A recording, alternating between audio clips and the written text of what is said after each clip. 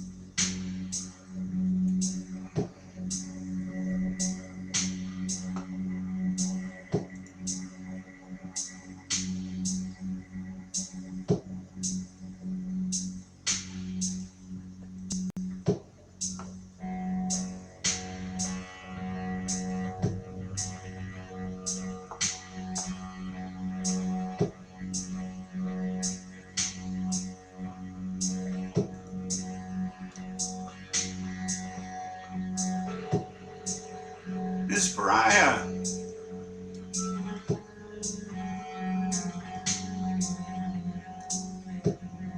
Welcome to the show. You'll have to excuse the size of my head. I'm running a little behind today, and I'm in the midst of packing a split. So I don't want to miss out on the whole 420 thing here. So I'm trying to get the thing packed as quick as I can here. So I got my machine going. I'll be with you momentarily. But welcome aboard. See if I can do this. I think I got it. I think we're gonna make it here. Oh, look at that. Look at that. Here's a spliff. The hurricane has done it again.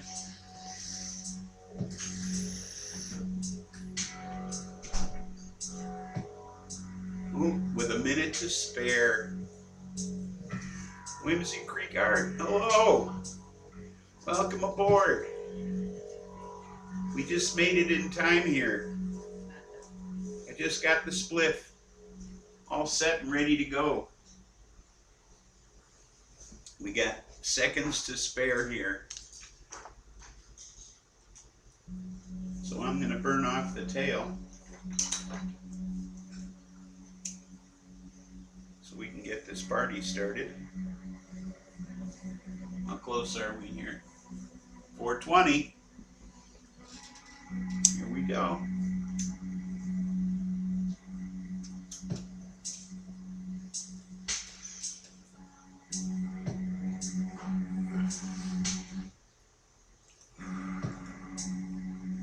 Oh, that's good.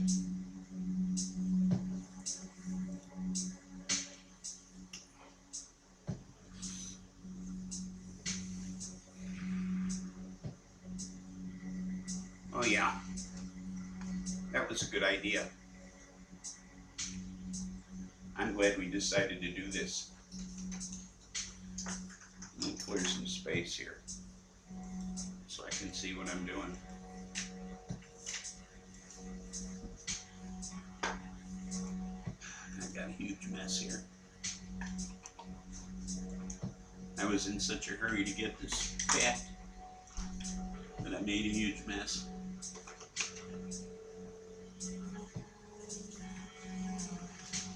There we go. That's a little better. So, Whimsy Creek.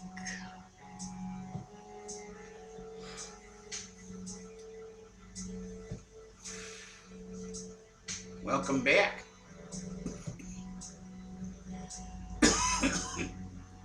So, we have a saga that seems to never end here. Yes, we are high.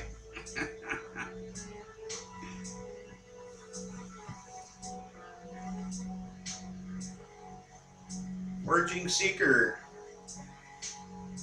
welcome aboard. And let me pour you something here before we get to the first story, because this guy Jeffrey Epstein just doesn't seem to go away.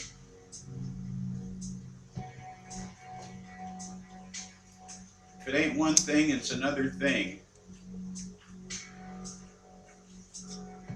This guy has lived one really weird life. Now he lives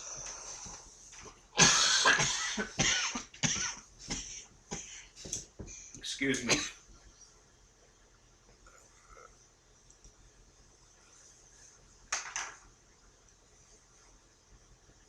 He lives, Jeffrey Epstein lives in the second most valuable property in New York City. It's worth over $70 million. Excuse me. There's an echo in here today. Anyway, I don't know if any of you know who Leslie Wexner is, but Leslie Wexner started Victoria's Secret. Now, this nice old gentleman back in the mid to late '80s, he happened to become a friend of our buddy Jeffrey Epstein. A very close friend of Jeffrey Epstein. And in fact, Leslie Wexner's circle of friends got so small that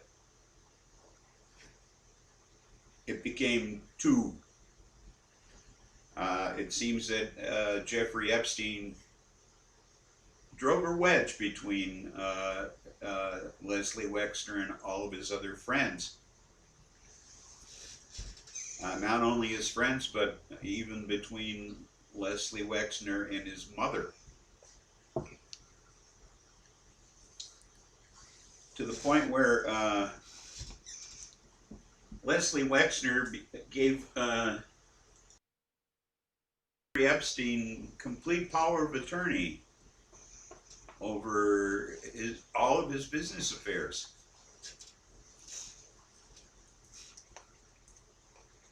Now, he was a billionaire. Still is, but he's a billionaire. Owned Victoria's Secret. Started it out at, about that time and completely transformed the lingerie industry and actually the whole shopping mall industry. What's this Foraging Seeker? Well, all this nasty business with Jeffrey et al. Is anyone looking into missing immigrants? Oh, we'll get to immigrants. Well, I don't know if we'll get to immigrants today. The government is too distracted. Yeah, well.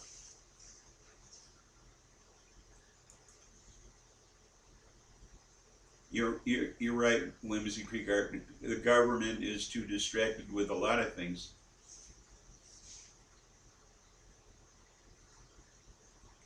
But this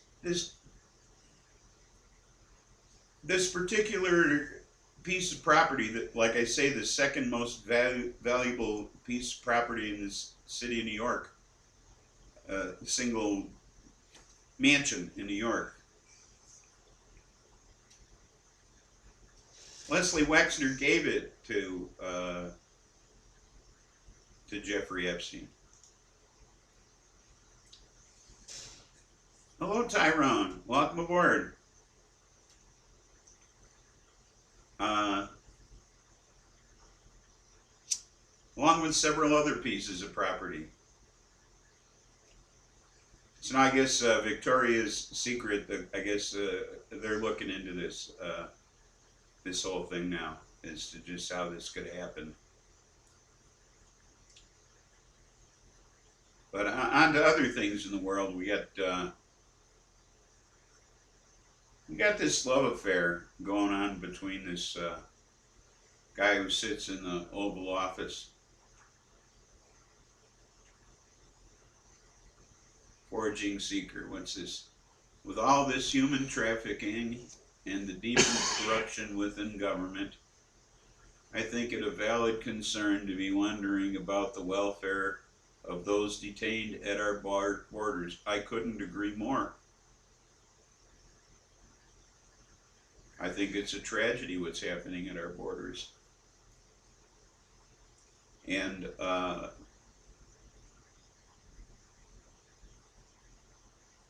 I've made that a subject of my conversations numerous times in the past.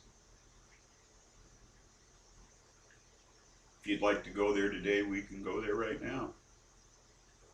I just didn't have it on my list of topics for today. But I'd be perfectly willing to talk about it. I think it's fucking disgusting what's going on down there. They're still separating families. They're still taking children away. They're still treating people like shit. Look what they did to that kid from Texas, a fucking U.S. citizen with valid ID. They locked him up for what, 22 days?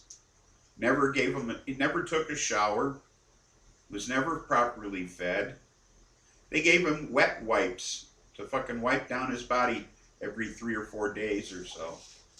It's fucking disgusting the way they're treating people. They're not even treating them like human beings, for Christ's sake. Telling people to drink out of fucking toilets. This is inhumane. Positively inhumane. As a matter of fact, I do have a topic about immigration that I wanted to discuss.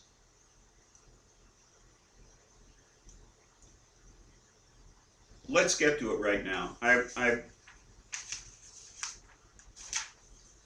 was going to do it after the weed of the week, but let's get to it right now because it's important, and since you brought it up, Foraging Seeker, let's talk about it.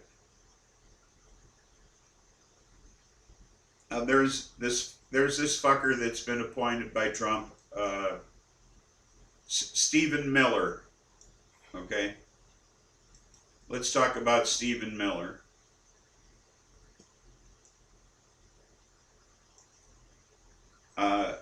Stephen Miller is a senior White House advisor. And Stephen Miller is responsible for, he's responsible for the family separation policy. Okay? He was responsible for the Trump Muslim ban.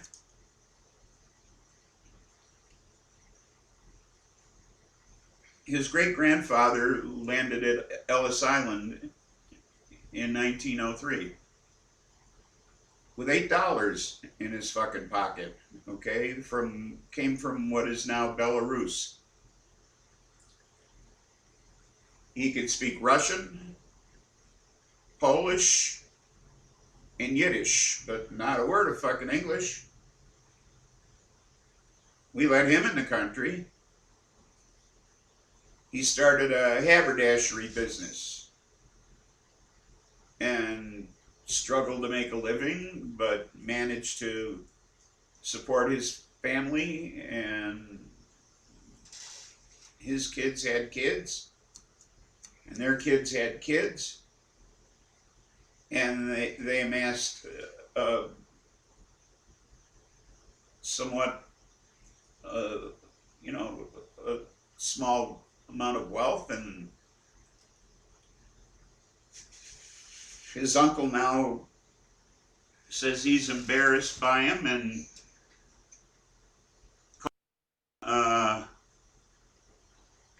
what does he say here?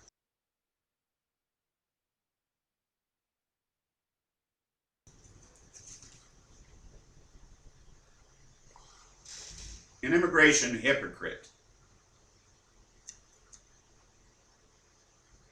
His latest plan: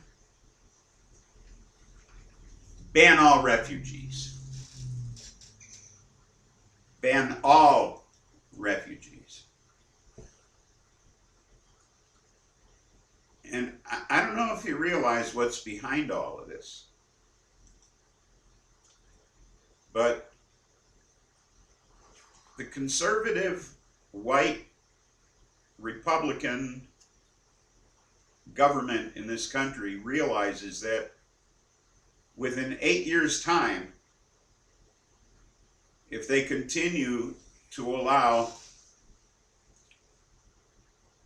brown people into this country, they will be the minority.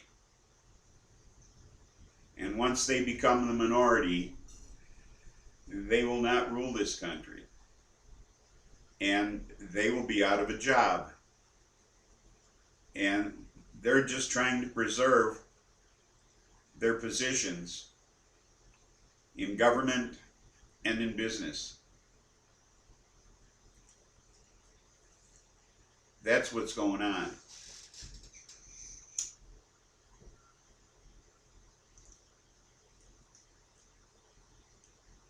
The Trumps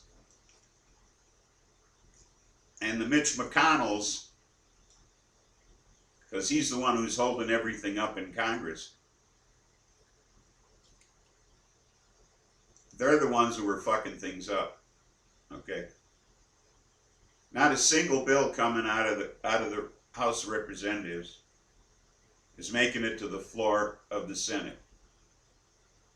Mitch McConnell is the one who's seeing to that.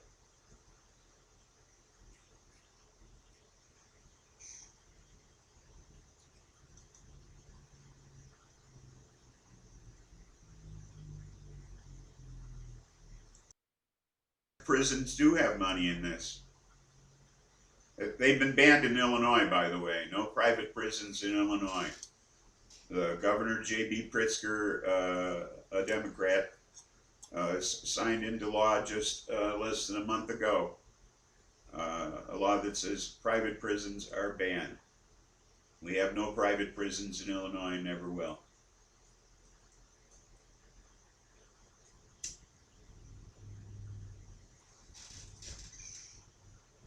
It's time for the weed of the week.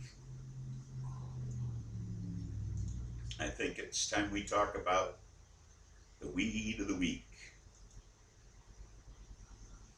Big business in federal prisons. You know why there's big business in federal prisons? Because they contract everything out. That's why there's big business in federal prisons.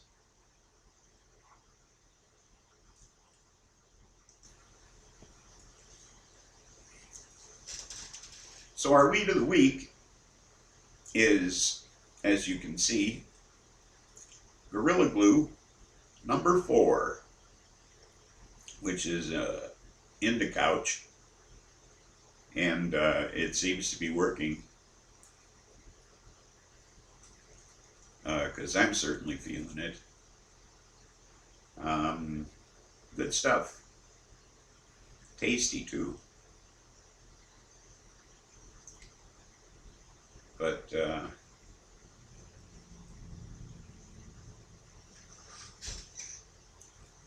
you might like it.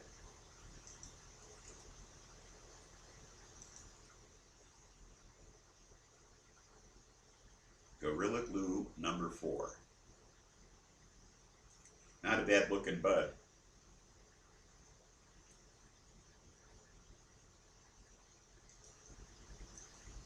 And not a clown strain, by the way.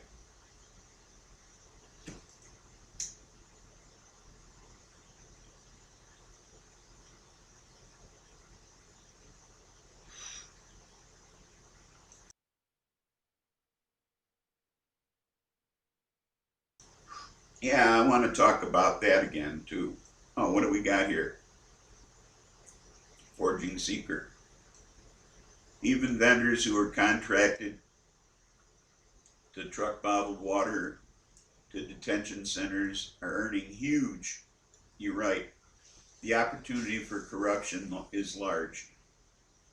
I think these things should not be privatized. No profit motive. You're right. You're right. Absolutely.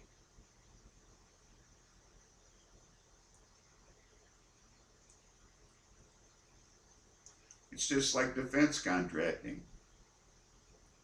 It's the same thing. You know, it's the $500 toilet seat all over again.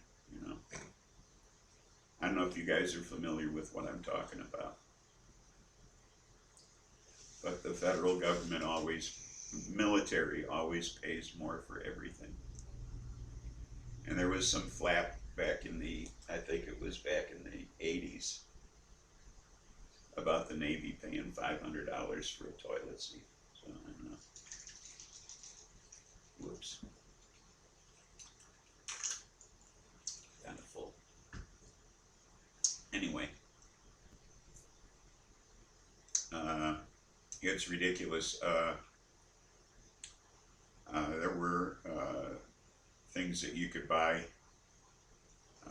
in military surplus stores that were cheaper than what the Army would charge you for it if you lost it.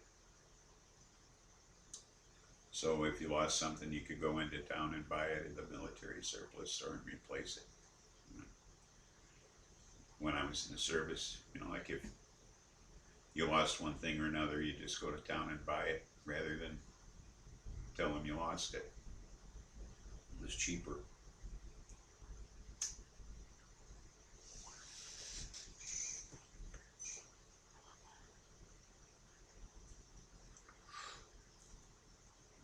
So there's this conservative youth group in Washington, D.C. called Turning Point USA. And the president was to give a speech there. And so he gave the speech there, and for the length of this speech, someone put up a bogus presidential seal behind him. Well, not directly behind him. The one directly behind him was the official presidential seal.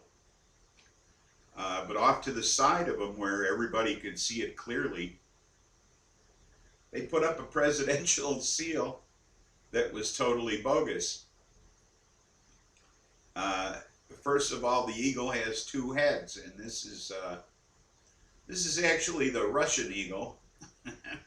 Okay, and if you'll notice, it grasped in one claw of the eagle are it's a claw full of golf clubs, and the other claw is a claw full of money, and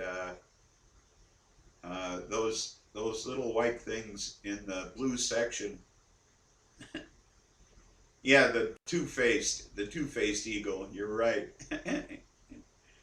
You're right, foraging seeker. It's a two-faced eagle. And those little white marks in the blue field of the shield there, those are crossed hammer and sickle, you know, from the old Soviet Union. So this was up behind Trump for like I don't know how long the speech was. I don't know, maybe an hour or something in front of these kids. So I'm sure somebody got fired over that. But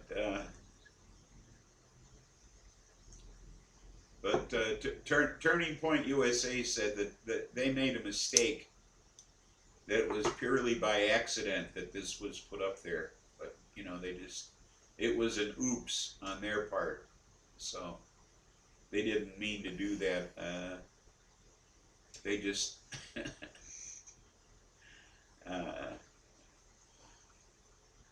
so they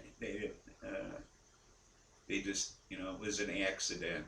But I don't know. I find that hard to believe. But you know, I mean, the one behind them was perfect. You know, they had that one. They got that one nailed. That was the right one. But the one in plain sight, the one everybody could see, that was that was the bogus one. So I thought that was great. You know, all this Soviet symbolism, all this Russian symbolism on there. You know. Uh, yeah. Oh, yeah. It was up there for the entire speech. Yeah. So nobody noticed. I guess. You know. You know. No. None of his people noticed all the time it was up there. So.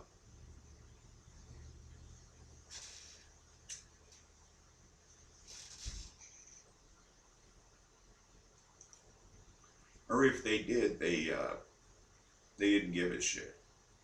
You know. So. But yeah, that's some funny stuff. You love it when crap like that happens, you know.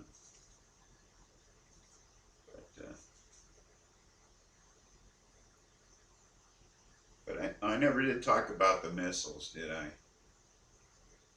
So North Korea's got some brand new short range missiles, and they've been shooting these fuckers off, and Trump's okay with that.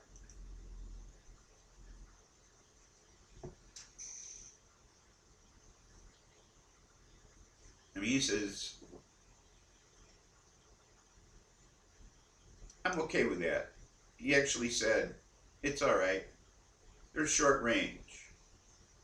You know, they can only go to South Korea or Japan or somewhere like that, you know. And they have nukes. You know, they have nukes. North Korea has nukes. And he's okay with that. Oh, anybody want to take a hit with me?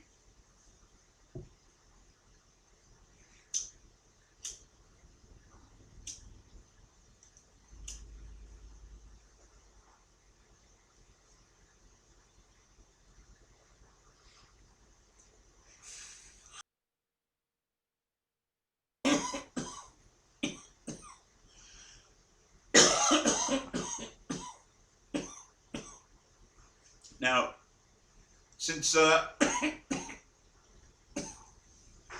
since Trump's become president, he's allowed him to amass 8 nukes. But he tells everybody he's his friend, he's his pal, they got a great relationship. He writes them love letters. He crosses the border, shakes his hand. But this guy's building up a fucking arsenal. You know, yeah, they can't hit us. Fuck, they can't hit us. Right, South Korea is us. They're an ally. That's the same fucking thing. You know, he doesn't give a shit about our allies, apparently. Okay? Japan's an ally. You know, if it was up to him, he'd pull out of NATO. You know, he'd pull out of the UN, for Christ's sake.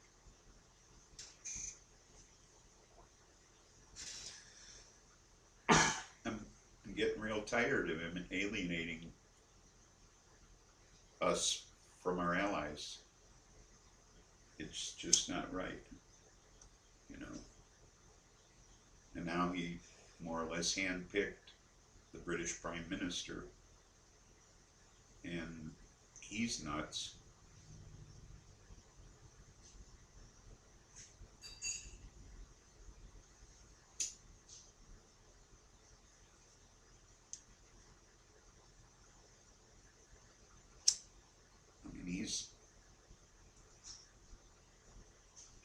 This guy's loony. I don't know how much you know about him, but from what I've seen of his antics in the past, and the thing is that Trump comes out and says, Iran, you can't fire any missiles, but they don't have any nukes. You fire any missiles and you're in deep shit, but you don't have any nukes. North Korea, you go ahead and fire all the missiles you want, and they got nukes. I just don't fucking get it, What's this love affair he has with this guy? There's something shady going on there. Something very shady. He's just rubbing elbows with the wrong people. They all seem to be communists. I mean, I find it hard to believe that Vladimir Putin isn't still a communist. I mean, that Russia isn't still a communist country. I mean, under the guise of a democracy. How can it be a democracy if one guy is the only one running for president?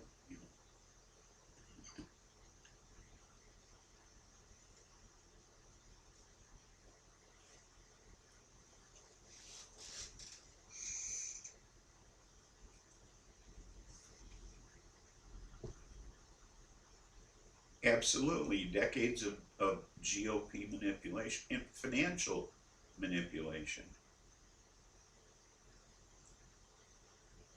And don't think he isn't promising a lot of these people a lot of shit. Okay? Mitch McConnell, just a few years ago, had not very nice things to say about Donald Trump.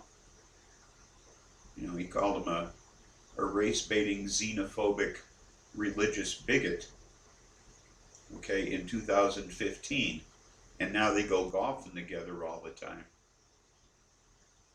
Okay, so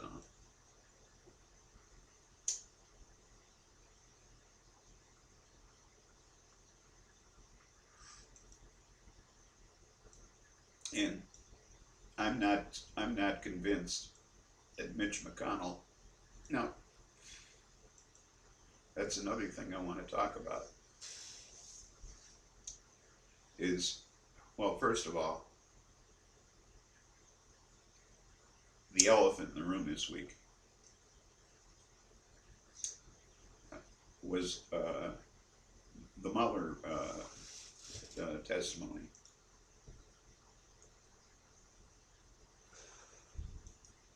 Yeah, Lindsey Graham too. You're right, Lindsey Graham too. But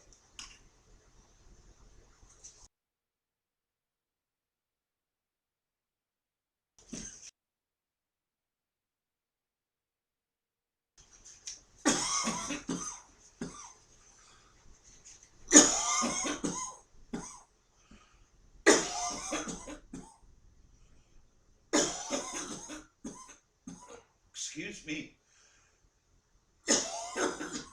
Oh my. I over-medicated. I need to take a drink. No, what is it?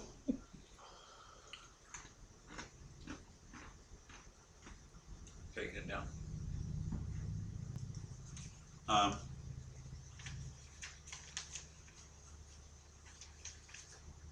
Is that? Oh, Robert Mueller. Yeah. Wait, what do we got here on the board?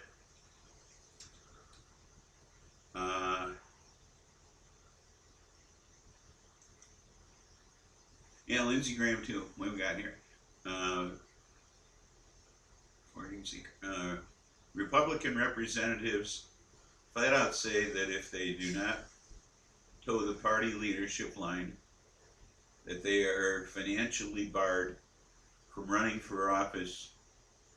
You'll be lock, stock, and barrel. Yeah, you're right. The party will dump them. But that's some bullshit there, ain't it?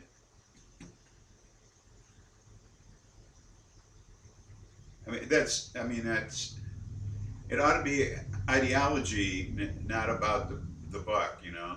I mean, seriously. I mean, that's that's not the politics I grew up on. I mean, parties didn't used to be that way. Seriously.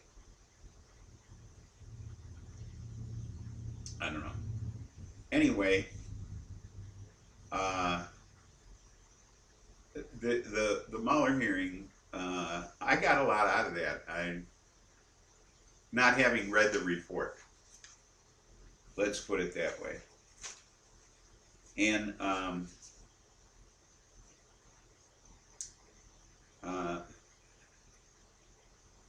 uh, Robert Mueller,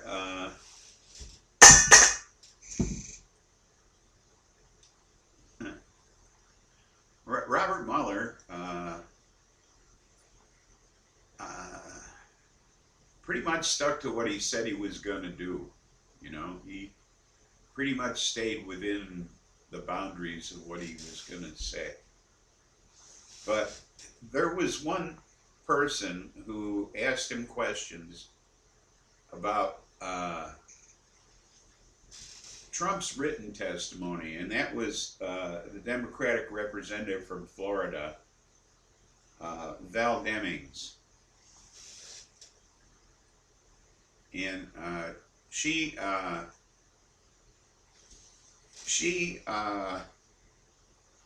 really got him to kind of go off the page a little bit.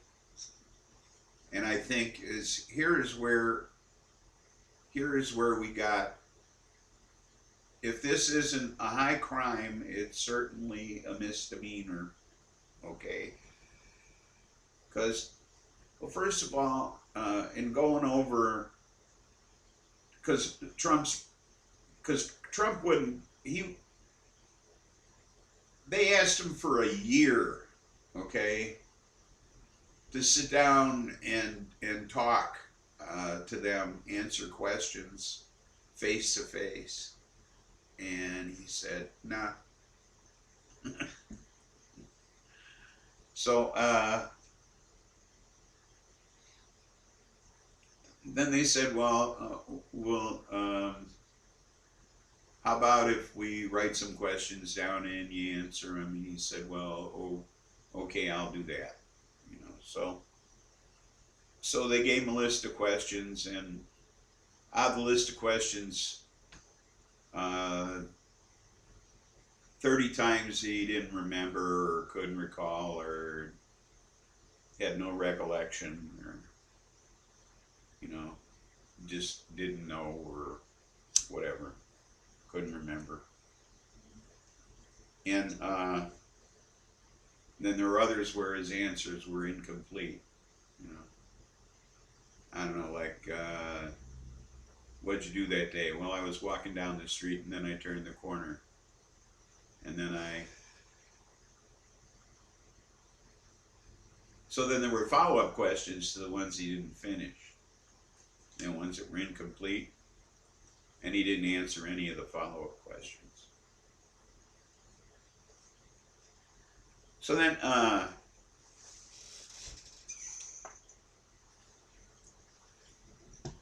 then, she says to Mueller, okay, she says, in some instances, the president wasn't always being truthful. And he said, I would say generally. Okay? So it wasn't in some instances he wasn't being truthful. Robert Mueller said generally he wasn't being truthful. Okay?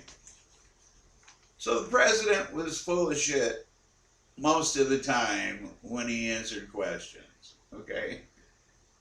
Is basically what he was saying. So the president lied. Okay? Okay?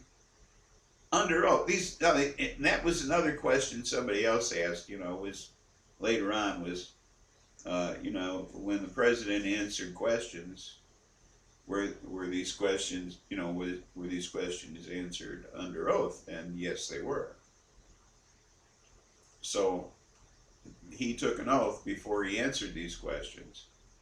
Then he answered these questions and he lied. So like anybody else who lies under oath, he committed a crime. So I don't know. I haven't heard anybody else mention this on the news. I mean, I've heard people mention, that's where I got this Val Demings from, is from the news. And this business about the testimony and stuff. But I haven't anybody say, this is a crime. I mean, I looked at it and I said, this is clearly a crime. He lied and it's a crime. And why aren't they just jumping on that? There it is, black and white. Well, yesterday, they started what they're calling an impeachment investigation. So, it's underway. They're not calling it an inquiry. They're not calling it a hearing. They're calling it something completely different. They're calling it an impeachment investigation. And they're going to court to get the grand jury testimony and all the redacted testimony from the Mueller report. They're going to court for it, and they're gonna get it. Okay, they're getting everything. Okay, it's gonna happen. Now, whether or not they're gonna impeach him, okay, remains to be seen. But everything's gonna be revealed. Okay, and I think that could certainly, if nothing else, affect the election. Okay, I think it could certainly change people's minds as to how they would vote.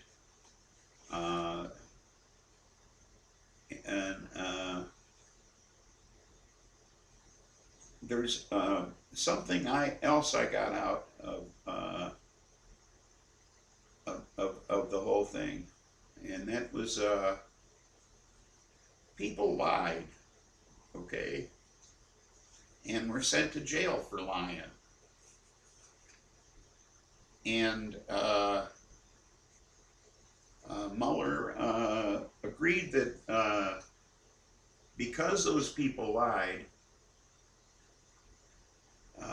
that impeded his investigation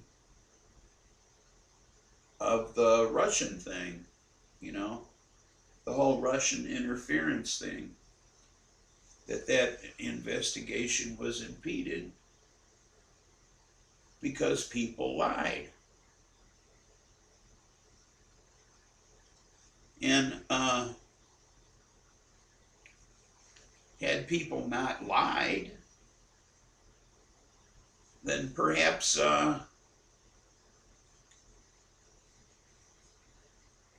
he would have found evidence of a conspiracy.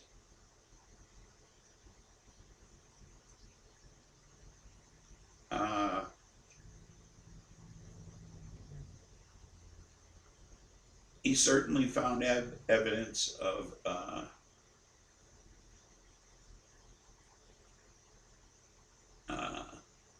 evidence of a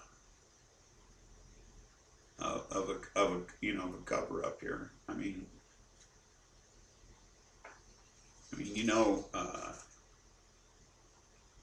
I mean, if there wasn't a conspiracy, uh, uh, there was certainly obstruction.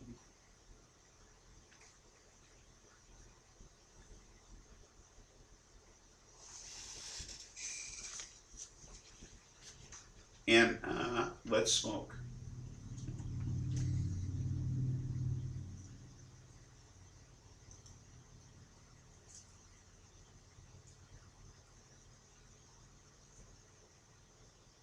Where is my lighter?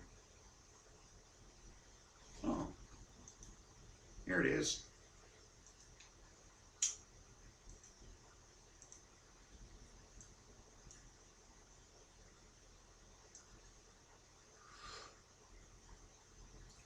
Well, what do we got up here? Well, I got a lot to read.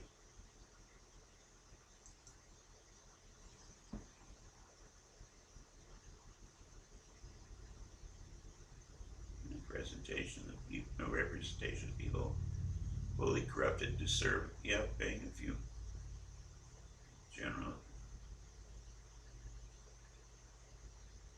What a sham this all could be a screenplay for a 90s era sitcom. Be hilariously unbelievable. Yeah, if it wasn't fucking true. Lies under oath repeatedly. Feel the burn, Miss Bria, you were so right.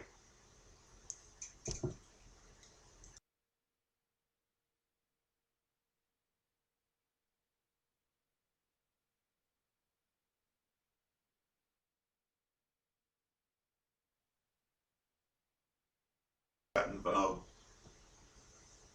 with the local Democratic district to help Bernie get our nomination. First time for me doing anything political,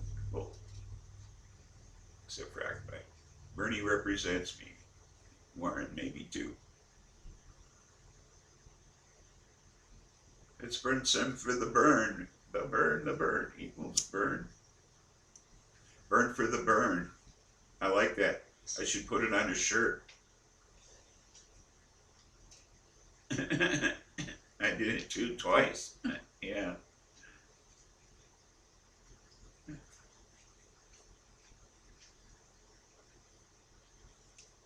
I have to get the book back from my bestie.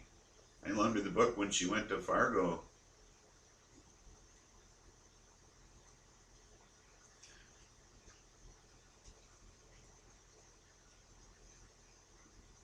Local office and Bernie nomination also bowed me.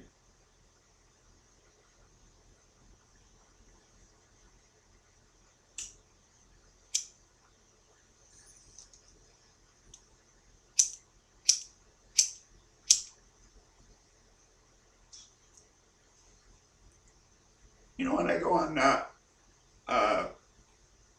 what the hell is that site? Cafe Press. You can go on there and print out whatever you want. Pick out a font.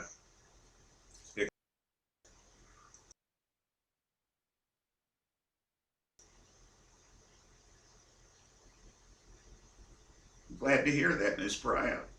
You have a Democratic office here. We have nothing here. In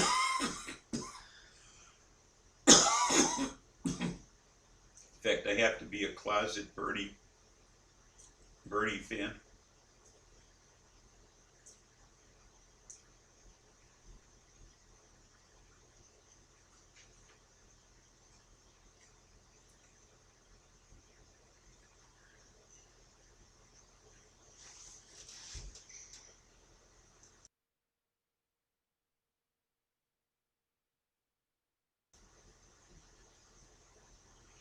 I'm trying to find somebody around here I can give my stained glass stuff to. I can't do it anymore.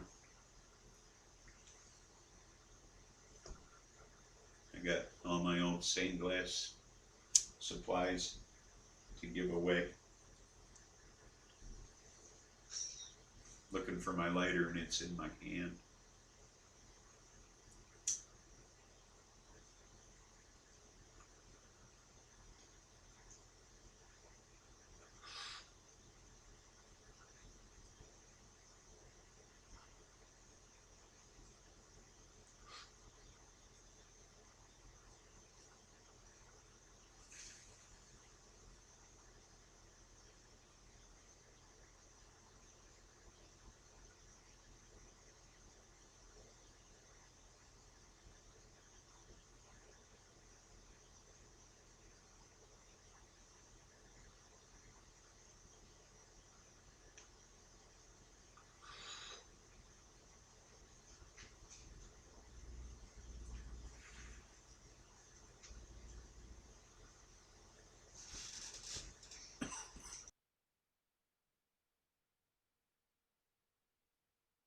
Yeah, I guess I was smoking.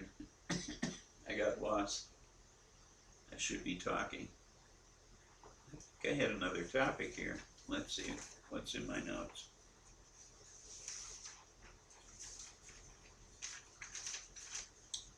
Oh, I wanted to talk about the Senate Intelligence Committee report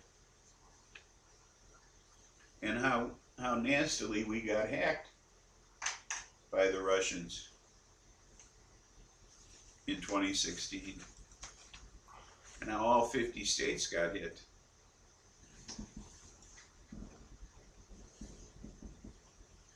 And how this is the Senate Intelligence Committee now. They write up this report. They send it to Mitch McConnell and they say, hey, look, we got two bills, bipartisan. We want these passed. First of all, we want all the candidates to let us know if they're contacted by a foreign power,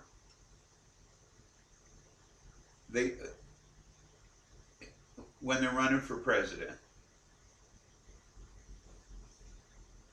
And the other one was, we want to give the states some money to help out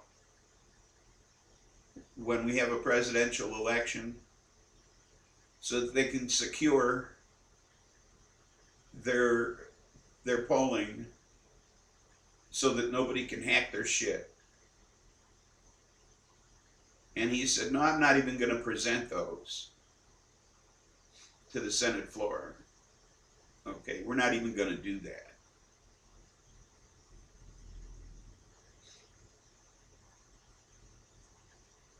He's blocked this kind of legislation 8 times now. Okay. Now this is the Senate Intelligence Committee telling him this. Okay. This isn't the House. This isn't the Democrats telling him this. This is his own people telling him this. And he isn't fucking listening. Okay. Now, why is that? Can only be one reason. And that's because Trump is telling him, I want the Russians to interfere with the 2020 election. I want them to do it again. And I need your help. I want you to block any kind of legislation like that. They have to interfere in the next election. It has to happen. You can't let anything like that pass. There can't be any other reason. There is no other, I mean, first of all, The first one doesn't cost anything. What does it cost? And Trump has already admitted that if a foreign government offers any information to him, he'll use it.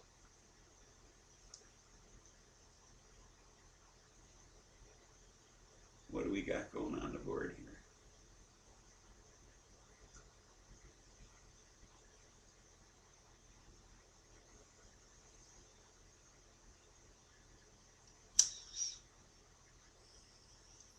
The media should have been showing faces of people like Lindsay out there on the front lines among the support structures as strong, who were working for community. The media did us dirty. My Twitter blew up during Occupy. There was the place to see who was involved in the events surrounding Occupy. The media misrepresents the truth of all sides. They do it with liberals the same as with conservatives. Where'd you go there?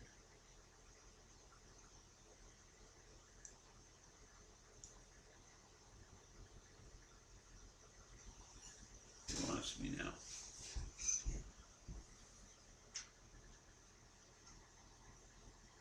Do it with liberals and say, oh, I wish snowflakes, Reds would stop their narcissistic whining.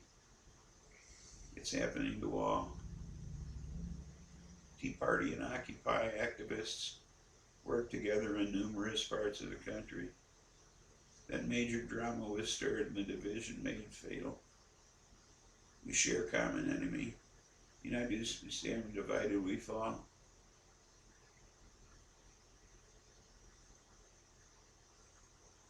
Yeah, you're right. We do. Well, you know, we have to be united against something. And I'm telling you what we have to unite against is that upper 2%, okay? Because they're fucking killing us. Okay? It can't all go there. Okay? They can't be sucking the life out of the middle class. It can't be happening this way. In the lower class, it can't be happening this way. Okay? It can't. This is Metropolis. Okay, watch the movie, the original. Okay. Okay, we're turning into that. Okay, we're the ones operating the machines. Okay, they're the ones living in the clouds. I don't want to be operating the machines. We shouldn't be operating the machines. They shouldn't be living in the clouds.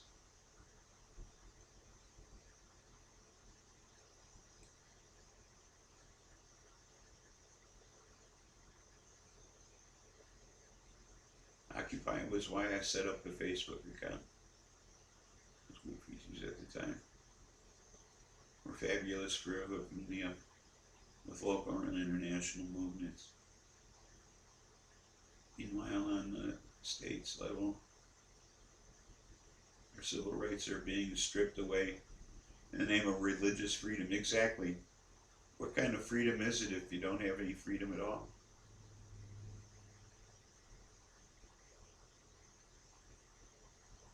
Can't take away your rights and call it freedom. That's not freedom. Hey, we're fast approaching 420-ish. But you're right. Indeed, the enemy is a parasite embedded globally. Only total domination will sate the beast's hunger. Yes. Satiate the beast's hunger. Yes.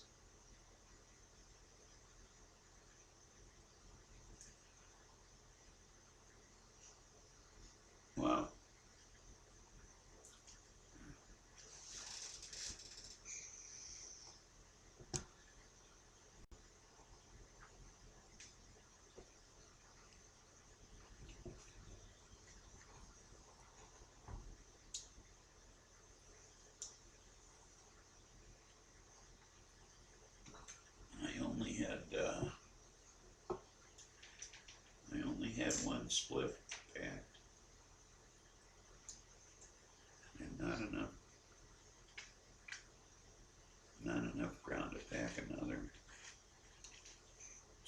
have to break my new rule and pack a bowl.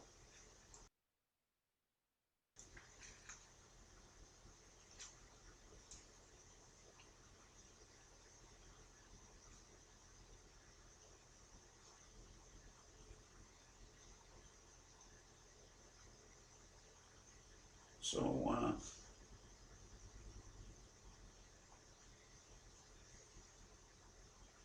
we have to take our government back, turn it into the republic it's supposed to be.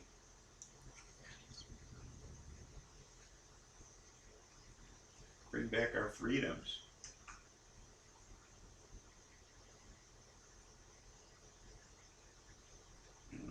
Something has to change. And the people running it are the people that have to change. We have to put an end to this this lobbying crap. We have to put an end to this gerrymandering crap. All of this has to go. It just has to be different.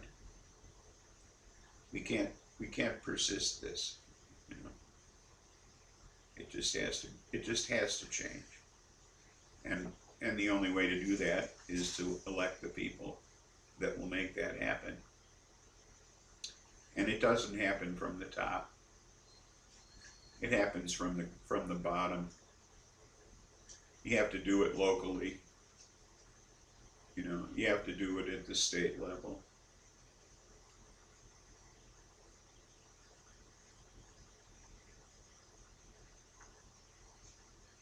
Exactly. Exactly. Don't buy the stuff that's at eye level in the supermarket. You know? Don't fall for that shit. Don't fall for the commercials. Fuck them.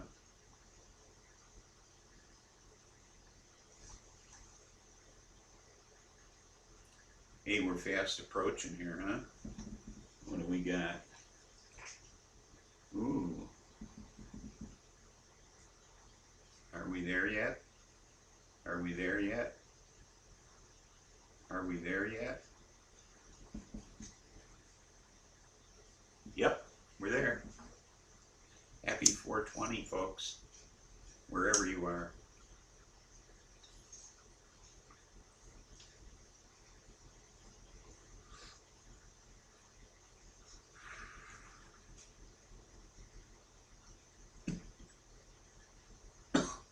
Oh, was better in a split.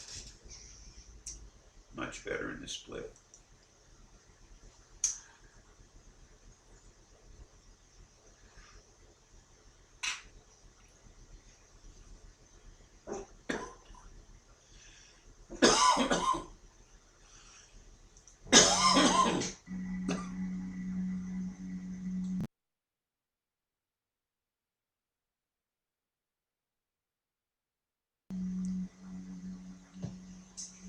You're right, there is no trickle down. The only trickling down is trickling on us.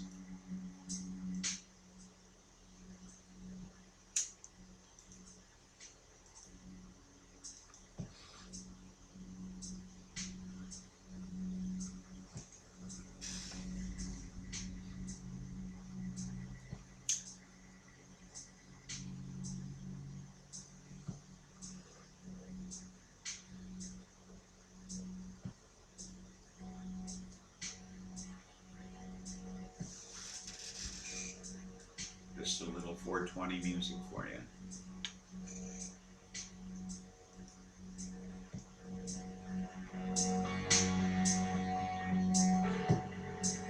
Be the change you want to see in the world.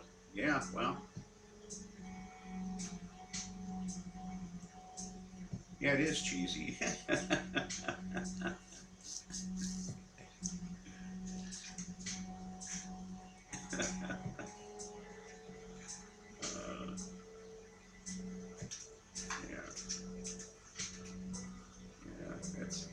That's right up there with tomorrow's the first day of the rest of your life. You know. Yeah. You agree, huh? Yeah.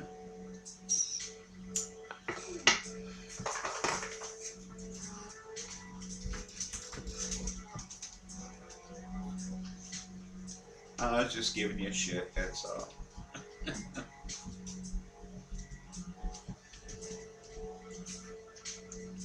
Just having fun with you.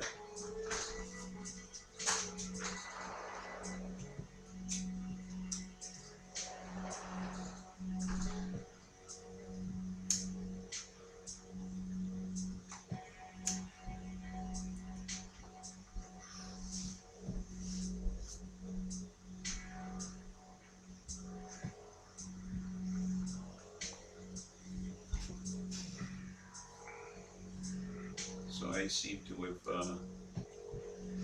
come to the end of my my hour. It's funny how the buzz just kind of hits me, 420 to 420 or whatever. So I'm going to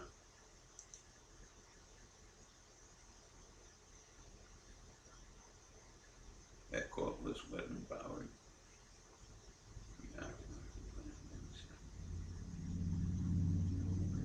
Just do it, occupy it. I understand.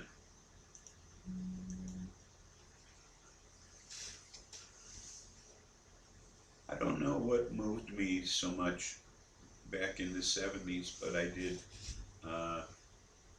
did get out into the park during the convention. Not that it helped, but we tried. You know, we tried. All I did was get gassed. Didn't do much else for me. I didn't get hit in the head or nothing.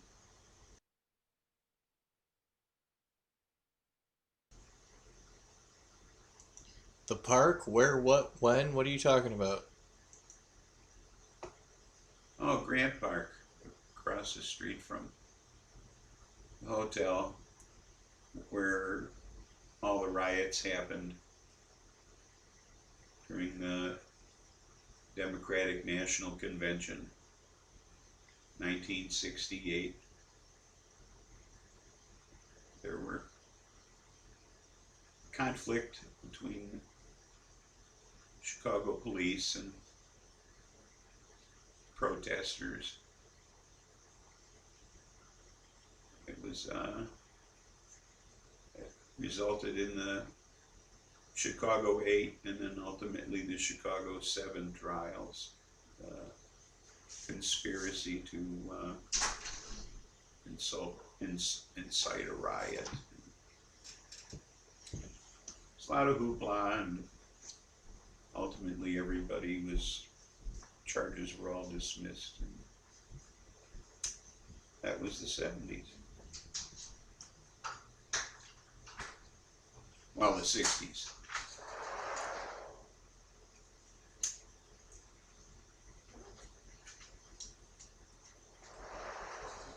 Isn't it like Woodstock anniversary or something?